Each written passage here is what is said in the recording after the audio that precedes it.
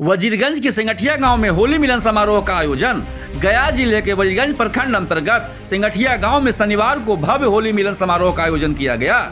इस अवसर पर मुख्य अतिथि के रूप में बिलेंदर सिंह उपस्थित रहे। समारोह के ग्रामीणों ने एक दूसरे को अबीर गुलाल लगाकर होली की शुभकामनाएं दी। कार्यक्रम के दौरान सांस्कृतिक प्रस्तुति भी हुई, जिससे माहौल पूरी तरह उत्सवमय हो गया।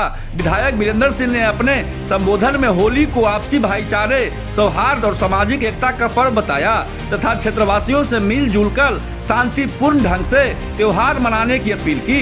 कार्यक्रम में स्थानीय जनप्रतिनिधि, समाज सेवी और बड़ी संख्या में ग्रामीण मौजूद रहे। आयोजन को सफल बनाने में युवाओं और ग्रामवासियों का सराहनीय योगदान रहा।